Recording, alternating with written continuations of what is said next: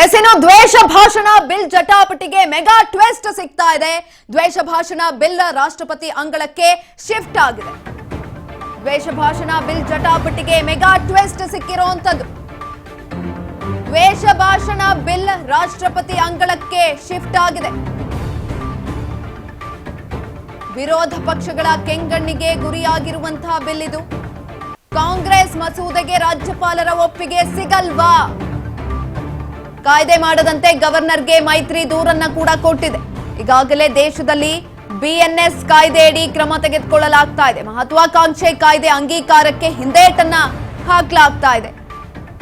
ದ್ವೇಷ ತಡೆ ಹೆಸರಿನಲ್ಲಿ ಅಭಿವ್ಯಕ್ತಿ ಸ್ವಾತಂತ್ರ್ಯದ ಹತ್ಯೆ ದೊಡ್ಡ ಮಟ್ಟದಲ್ಲಿ ಸಾಂವಿಧಾನಿಕ ಸಂಘರ್ಷಕ್ಕೆ ಎಡೆ ಮಾಡಿಕೊಡ್ತಾ ಇರುವಂತದ್ದು. ದ್ವೇಷ ಭಾಷಣ ಬಿಲ್ ಜಟಾಪಟಿಗೆ ಮೆಗಾ ಟ್ವಿಸ್ಟ್ ಸಿಕ್ಕಿದೆ. ದ್ವೇಷ ಭಾಷಣ ಬಿಲ್ ರಾಷ್ಟ್ರಪತಿ ಅಂಗಳಕ್ಕೆ ಶಿಫ್ಟ್ ಆಗಿರುವಂತದ್ದು. ವಿರೋಧ ಪಕ್ಷಗಳ ಕೆಂಗಣ್ಣಿಗೆ ಇದೀಗ ಗುರಿಯಾಗಿದೆ. ಈ ಒಂದು ಬಿಲ್ ಅನ್ನ ಅಂಗೀಕಾರ ಮಾಡಿತ್ತು. ಆದ್ರೆ ಅಂಗೀಕಾರ ಮಾಡಿದ್ದು ವಿರೋಧ ಪಕ್ಷಗಳಿಗೂ ಕೂಡ ಇಷ್ಟ ಇರಲಿಲ್ಲ. ಹಾಗಾಗಿ ಇದೀಗ ಈ ಒಂದು ಬಿಲ್ ವಿರೋಧ ಪಕ್ಷಗಳ ಕೆಂಗಣ್ಣಿಗೆ ಗುರಿಯಾಗಿರುವಂತದ್ದು. ದ್ವೇಷ ತಡೆ ಹೆಸರಿನಲ್ಲಿ ಅಭಿವ್ಯಕ್ತಿ ಸ್ವಾತಂತ್ರ್ಯದ ಹತ್ಯೆಯನ್ನ ಮಾಡಲಾಗ್ತಾ ಇದೆ. ದೊಡ್ಡ ಮಟ್ಟದಲ್ಲಿ ಸಾಂವಿಧಾನಿಕ ಸಂಘರ್ಷಕ್ಕೆ ಎಡೆ ಮಾಡಿಕೊಟ್ಟಿರುವಂತದ್ದು. ದ್ವೇಷ ಭಾಷಣ ಬಿಲ್ ಅನ್ನ ಪಾಸ್ ಮಾಡಿದ್ರು. ಆದ್ರೆ ಇದಕ್ಕೆ ಮೆಗಾ ಟ್ವಿಸ್ಟ್ ಸಿಕ್ಕಿರುವಂತದ್ದು. ದ್ವೇಷ ಭಾಷಣದ ಬಿಲ್ ರಾಷ್ಟ್ರಪತಿಗಳ ಅಂಗಳಕ್ಕೆ ಹೋಗಿ ತಲುಪಿದೆ. ಇದೀಗ ವಿರೋಧ ಪಕ್ಷಗಳ ಕೆಂಗಣ್ಣಿಗೆ ಕೂಡ ಗುರಿಯಾಗಿತ್ತು. ನಿಟ್ಟಿನಲ್ಲಿ ಹಲವು ರೀತಿಯಾದಂತಹ ಚರ್ಚೆಗಳು ಕೂಡ ಆಗಿದ್ವು. ದ್ವೇಷ ಭಾಷಣವನ್ನ ಮಾಡ್ತಿದ್ದಾರೆ ಅಂತ ಈ ಒಂದು ಬಿಲ್ ಅನ್ನ ಅಂಗೀಕಾರ ಮಾಡಿದಂಥದ್ದು. ಆದ್ರೆ ಇದಕ್ಕೆ ಎಲ್ಲರೂ ಕೂಡ, ಅದರಲ್ಲೂ ಕೂಡ ವಿರೋಧ ಪಕ್ಷದವರು ತಗಾದಿಯನ್ನ ತೆಗೆದಿದ್ರು. ವಿಧೇಯಕದಲ್ಲಿ ಏನೇನೆಲ್ಲ ಇತ್ತು ಅಂತ ನಾವು ನೋಡೋದಾದ್ರೆ, ಸಮಾಜದಲ್ಲಿ ಸಾಮರಸ್ಯ ಕದಡುವಂತಹ ಭಾಷಣವನ್ನ ಮಾಡಿ ಪ್ರಚೋದಿಸುವಂತಿಲ್ಲ, ದ್ವೇಷ ಉಂಟು ಮಾಡುವಂತಹ ಭಾಷಣ ಹಾಗೂ ಸಂಬಂಧಿತ ಅಪರಾಧ ತಡೆ ಇದ್ರೆ ಇದರ ಉದ್ದೇಶ. ನೀವು ದ್ವೇಷ ಅಪರಾಧವನ್ನ ಸಂಜ್ಞೇಯ ಹಾಗೂ ಜಾಮೀನು ರಹಿತ ಅಪರಾಧ ಅಂತ ಪರಿಗಣಿಸುತ್ತೆ. ಜೊತೆಯಲ್ಲಿ ವಿವಾದಾತ್ಮಕ ವಿಷಯಗಳನ್ನ ನಿರ್ಬಂಧಿಸಲು ಅಧಿಕಾರಿಗಳಿಗೆ ಅಧಿಕಾರ ಇತ್ತು. ಯಾವುದೇ ಸಂಘಟನೆ ಅಥವಾ ಸಂಸ್ಥೆ ಅಪರಾಧ ಎಸಗಿಲ್ಲ ದಲ್ಲಿ ಅವ್ರನ್ನ ಜೈಲು ಶಿಕ್ಷೆಗೆ ಒಳಪಡಿಸಲಾಗ್ತಾ ಇತ್ತು. ಇನ್ನು ಮೊದಲು ಅಪರಾಧ ಎಸಗಿದ್ದಲ್ಲಿ 1 ರಿಂದ 7 ವರ್ಷದವರೆಗೆ ಜೈಲು ಶಿಕ್ಷೆ, ಜೊತೆಯಲ್ಲಿ 7 ವರ್ಷ ಜೈಲು ಶಿಕ್ಷೆ ಹಾಗೂ 50,000 ರೂಪಾಯಿ ದಂಡ. ಪುನರಾವರ್ತಿ ಅಪರಾಧಕ್ಕೆ ಗರಿಷ್ಠ 10 ವರ್ಷ ಜೈಲು, 1 ಲಕ್ಷ ರೂಪಾಯಿ ದಂಡವನ್ನ ವಿಧಿಸಲಾಗಿತ್ತು. ಎಲ್ಲಾ ಅಂಶಗಳನ್ನ ಈ ಒಂದು ಬಿಲ್ನಲ್ಲಿ ಉಲ್ಲೇಖ ಮಾಡಲಾಗಿತ್ತು. ಅದಕ್ಕೆ ವಿರೋಧವನ್ನ ಕೂಡ ವ್ಯಕ್ತಪಡಿಸಿದ್ರು. ನಾವೇನೋ ಹೇಳ್ತಾ ಇರ್ತೀವಿ, ನಮ್ಗನ್ಸಿದ್ದನ್ನ ನಾವು ಹೇಳೋದಕ್ಕೂ ಕೂಡ ಒಂದು ವೇದಿಕೆ ಅಲ್ವಾ? ಅಭಿವ್ಯಕ್ತಿ ಸ್ವಾತಂತ್ರ್ಯವನ್ನ ಹತ್ಯೆ ಮಾಡ್ತಿದ್ದಾರೆ ಕಾಂಗ್ರೆಸ್ನವರು ಅಂತ ವಿರೋಧ ಪಕ್ಷಗಳು ಕೂಡ ಜಟಾಪಟಿಯನ್ನ ಮಾಡ್ತಾ ಇದ್ರು. ಹಲವು ಹೇಳಿಕೆಗಳನ್ನ ಕೂಡ ಕೊಟ್ಟಿದ್ರು.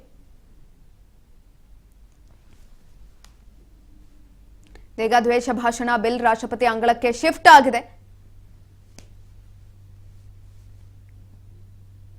ಇದ್ರ ಬಗ್ಗೆ ಹೆಚ್ಚಿನ ಮಾಹಿತಿಯನ್ನ ತಿಳ್ಕೊಳ್ತಾ ಹೋಗೋಣ. ನಮ್ಮ ಪ್ರತಿನಿಧಿ ಬಸವರಾಜ್ ಹುಗಾರ್ ನೇರ ಸಂಪರ್ಕದಲ್ಲಿದ್ದಾರೆ. ಬಸವರಾಜ್, ದ್ವೇಷ ಭಾಷಣ ಬಿಲ್ ಜಟಾಪಟಿಗೆ ಮೆಗಾ ಟ್ವಿಸ್ಟ್ ಕೂಡ ಸಿಕ್ಕಿರುವಂತದ್ದು. ಯಾಕಂತ ಅಂದ್ರೆ ಈ ಒಂದು ಬಿಲ್ ರಾಷ್ಟ್ರಪತಿ ಅಂಗಳಕ್ಕೆ ಶಿಫ್ಟ್ ಆಗಿದೆ. ಹೆಚ್ಚಿನ ಮಾಹಿತಿ ಕೊಡೋದಾದ್ರೆ ಸುಕನ್ಯಾ, ರಾಜ್ಯ ಸರ್ಕಾರ ದ್ವೇಷ ಭಾಷಣ ಬಿಲ್ನ ಕಾಯ್ದೆಯನ್ನು ಜಾರಿಗೆ ತರಲಿಕ್ಕೆ ಸದನಗಳಲ್ಲಿ ಕೂಡ ಅದಕ್ಕೆ ಪಾಸ್ ಮಾಡಿ ಈ ರಾಜ್ಯಪಾಲರಿಗೆ ಕೂಡ ಕಳಿಸಿದ್ರು. ಆದರೆ ರಾಜ್ಯಪಾಲರು ಅದನ್ನು ತಡೆಯನ್ನು ಕೂಡ ಕೋರಿದ್ರು. ಯಾಕಂತಂದರೆ ಈಗಾಗಲೇ BJP ಮತ್ತು JDS ನಾಯಕರ ನಿಯೋಗ ರಾಜ್ಯಪಾಲರನ್ನ ಭೇಟಿ ಮಾಡಿ ಇದು ಎಲ್ಲೋ ಒಂದು ಕಡೆ ರಾಜ್ಯ ಸರ್ಕಾರ ಹಿಂದೂ ಪರ ಸಂಘಟನೆಗಳು, ಹಿಂದೂ ಮುಖಂಡರನ್ನ ಹತ್ತಿಕ್ಕುವಂತಹ ಒಂದು ಪ್ರಯತ್ನ ಈ ಒಂದು ದ್ವೇಷ ಭಾಷಣದ ಬಿಲ್ಲನ್ನು ತರಲಿಕ್ಕೆ ಹೊರಟಿದ್ದಾರೆ.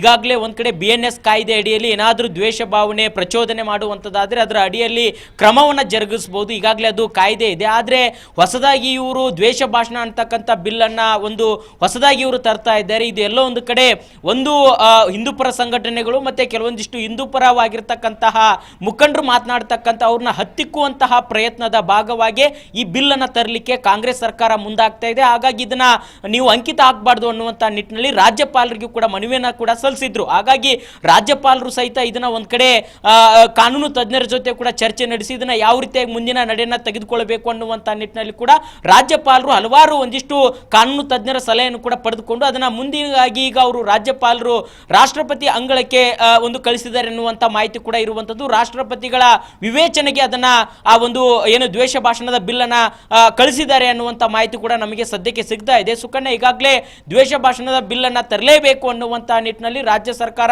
ಸಾಕಷ್ಟು ಪ್ರಯತ್ನವನ್ನು ಕೂಡ ಮಾಡಿದೆ. ಈಗ ರಾಜ್ಯಪಾಲರ ಅಲ್ಲಿ ವಿಳಂಬ ಮಾಡಿದ್ರು ಸಹಿತ ಅದನ್ನ ಈಗ ರಾಷ್ಟ್ರಪತಿಗಳ ಅಂಗಳಕ್ಕೆ ಕೂಡ ಈಗ ತಲುಪಿರ್ತಕ್ಕಂಥದ್ದು ಅನ್ನುವಂತ ಮಾಹಿತಿ ಸಿಗ್ತಾ ಇದೆ. ಅಲ್ಲಿ ರಾಷ್ಟ್ರಪತಿಗಳಿಗೂ ಸಹಿತ ನಾವು ಮನವಿ ಮಾಡ್ತೇವೆ, ಈ ಒಂದು ಬಿಲ್ಗೆ ಅಂಕಿತ ಹಾಕಬಾರ್ದು ಅನ್ನುವಂತ ನಿಟ್ಟಿನಲ್ಲಿ ಕೂಡ ಅನ್ನುವಂಥದ್ದು ಬಿಜೆಪಿ ಮತ್ತು ಜೆಡಿಎಸ್ ನಾಯಕರ ಒಂದು ವಾದವಾಗಿರ್ತಕ್ಕಂಥದ್ದು. ಹಾಗಾಗಿ ಇದೀಗ ಕುತೂಹಲ ಮೂಡಿಸಿರ್ತಕ್ಕಂಥದ್ದು ರಾಷ್ಟ್ರಪತಿಗಳ ನಡೆ. ಈ ಒಂದು ಕಾಯ್ದೆಗೆ ಅವರು ತಡೆ ಕೋರ್ತಾರ, ತಡೆ ಕೋಡಿದ್ರೆ ಒಂದ್ ಕಡೆ ಈಗ ಕಾನೂನಾತ್ಮಕವಾಗಿರ್ತಕ್ಕಂಥ ಹೋರಾಟ ಮಾಡ್ಲಿಕ್ಕೂ ಕೂಡ ರಾಜ್ಯ ಸರ್ಕಾರ ಮುಂದಾಗುವಂತ ಸಾಧ್ಯತೆ. ಯಾಕಂತಂದ್ರೆ ಈಗಾಗಲೇ ಕೇಂದ್ರ ಸರ್ಕಾರ ಮತ್ತೆ ರಾಜ್ಯ ಸರ್ಕಾರ ನಡುವೆ ಒಂದಿಷ್ಟು ಮುಸುಕಿನ ಗುದ್ದಾಟ ಇದೆ. ಅದರ ನಡುವೆ ಈ ದ್ವೇಷ ಭಾಷಣದ ಬಿಲ್ ಕಾಯ್ದೆಗೂ ಕೂಡ ಎಲ್ಲ ಒಂದು ಕಡೆ ಮತ್ತಷ್ಟು ಜಟಾಪಟಿ ನಡೆಯುವಂತ ಎಲ್ಲಾ ಸಾಧ್ಯತೆ ಕೂಡ ಕಂಡು ಬರ್ತಾ ಇದ್ದಾವೆ. ಸುಕನ್ಯಾ. ಎಸ್ ಬಸವರಾಜ್, ಇನ್ನೊಂದ್ ಕಡೆನಲ್ಲಿ ಕಾಂಗ್ರೆಸ್ ಮಸೂದೆಗೆ ರಾಜ್ಯಪಾಲರ ಒಪ್ಪಿಗೆ ಸಿಗತ್ತಾ ಸಿಗಲ್ವಾ ಅನ್ನುವಂತಹ ಪ್ರಶ್ನೆಗಳು ಕೂಡ ಕಾಡ್ತಾ ಇರುವಂತದ್ದು. ಏನನ್ಸುತ್ತೆ ಇದ್ರ ಬಗ್ಗೆ? ಸುಕನ್ಯಾ, ರಾಜ್ಯಪಾಲರು ಅದನ್ನ ಈಗ ಬಿಜೆಪಿ ಮತ್ತು ಜೆಡಿಎಸ್ ನಾಯಕರ ನಿಯೋಗದಿಂದಲೂ ಕೂಡ ದೂರು ಕೊಟ್ಟಿದ್ದಾರೆ. ಅಂದ್ರೆ ಈ ಒಂದು ಬಿಲ್ ತರಲಿಕ್ಕೆ ಇದು ಹೊಸದಾಗಿ ಯಾವುದೇ ರೀತಿ ಇಲ್ಲ. ಈಗ ದ್ವೇಷ ಭಾಷಣ ಮಾಡಿದ್ರೆ, ಕೋಮು ದ್ವೇಷನ ಸೃಷ್ಟಿ ಮಾಡಿದ್ರೆ, ಸಮಾಜದ ಅಶಾಂತಿಗೆ ಕಾರಣವಾದ್ರೆ ಈಗ ಆ ಒಂದು ದ್ವೇಷ ಭಾಷಣ ಕಾಯ್ದೆ ಅಡಿಯಲ್ಲಿ ಮೊದಲಿಗೆ ಒಂದು ವರ್ಷದಿಂದ ಜೈಲು ಅಂತಕ್ಕಂಥದ್ದಿದೆ. ಪದೇ ಪದೇ ತಪ್ಪು ಮಾಡಿದ್ರೆ ಮತ್ತೆ ಜಾಮೀನು ರಹಿತ ಒಂದು ಶಿಕ್ಷೆ ಕೂಡ ಇದರಲ್ಲಿ ಉಲ್ಲೇಖವಾಗಿರ್ತಕ್ಕಂಥದ್ದು. ಈಗಾಗಲೇ ದ್ವೇಷ ಭಾಷಣದ ಕಾಯ್ದೆಗೆ ರಾಜ್ಯಪಾಲರ ಅಂಕಿತ ಕೂಡ ಹಾಕಿಲ್ಲ. ಆದ್ರೂ ಸಹಿತ ಪೊಲೀಸರು ಹಲವು ಕಡೆಗಳಲ್ಲಿ ಹಿಂದೂಪರ ಸಂಘಟನೆಗಳ ಮುಖಂಡರಿಗೆ ಒಂದು ನೋಟಿಸ್ ಕೊಡುವಂತ ನಿಟ್ಟಿನಲ್ಲಿ ಮಾಡಿದ್ದಾರೆ. ಮತ್ತೆ ಬಿಜೆಪಿ ಕಾರ್ಯಕರ್ತರಿಗೂ ಕೂಡ ನೋಟಿಸ್ ಕೊಡುವಂತ ನಿಟ್ಟಿನಲ್ಲಿ ಹೋಗಿದ್ದಾರೆ. ಹಾಗಾಗಿ ಇದು ಎಲ್ಲೋ ಒಂದು ಕಡೆ ಇದು BNS ಕಾಯ್ದೆ ಅಡಿಯಲ್ಲಿ ಅದನ್ನ ಕ್ರಮ ಜರುಗಿಸಬಹುದು. ಆದ್ರೆ ಇದನ್ನ ಯಾಕೆ ಹೊಸದಾಗಿ ತರ್ತಾ ಇದ್ದಾರೆ ಅನ್ನುವಂಥದ್ದು ಬಿಜೆಪಿ ನಾಯಕರ ವಾದವಾಗಿರ್ತಕ್ಕಂಥದ್ದು. ಹಾಗಾಗಿ ರಾಜ್ಯಪಾಲರು ಇದನ್ನ ತಡೆ ಕೋರಿದ್ದಾರೆ. ಆದ್ರೆ ರಾಜ್ಯಪಾಲರು ಅದನ್ನ ರಾಷ್ಟ್ರಪತಿಗಳ ಒಂದು ವಿವೇಚನೆಗೂ ಕೂಡ ಬಿಡಬೇಕಾಗುತ್ತೆ. ಹಾಗಾಗಿ ರಾಷ್ಟ್ರಪತಿಗಳ ಒಂದು ಅಲ್ಲಿ ಪರ್ಯಾಲೋಚನೆಗೂ ಕೂಡ ರಾಷ್ಟ್ರಪತಿಗಳಿಗೆ ಈಗ ರವಾನೆ ಮಾಡಿರ್ತಕ್ಕಂಥದ್ದು. ಹಾಗಾಗಿ ಈಗ ವಿರೋಧ ಪಕ್ಷಗಳ ವಿರೋಧ ಹಿನ್ನೆಲೆಯಲ್ಲಿ ರಾಜ್ಯಪಾಲರು ಅದನ್ನ ಅಂಕಿತ ಹಾಕಿಲ್ಲ. ಹಾಗಾಗಿ ರಾಷ್ಟ್ರಪತಿಗಳು ಕಳಿಸಿದ್ದಾರೆ. ರಾಷ್ಟ್ರಪತಿಗಳ ಅದನ್ನ ಯಾವ ರೀತಿಯಾಗಿ ಅದನ್ನ ತೆಗೆದುಕೊಂಡು ಹೋಗ್ತಾರೆ, ಅವರು ಅದನ್ನ ಅಂಕಿತ ಹಾಕ್ತಾರಾ ಅಥವಾ ಇದನ್ನ ಯಾವ ರೀತಿಯಾಗಿ ಮುಂದುವರಿಸ್ತಾರೆ ಅನ್ನುವಂಥದ್ದು ಈಗ ರಾಷ್ಟ್ರಪತಿಗಳ ನಡೆ ಮೇಲೆ ಸಾಕಷ್ಟು ಕುತೂಹಲ ಕೆಡೆ ಮಾಡಿಕೊಡ್ತಾ ಇದೆ. ಸುಕನ್ಯಾ, ಧನ್ಯವಾದಗಳು ಬಸವರಾಜ್ ಹುಗಾರ್ ಹೆಚ್ಚಿನ ಮಾಹಿತಿಗಾಗಿ.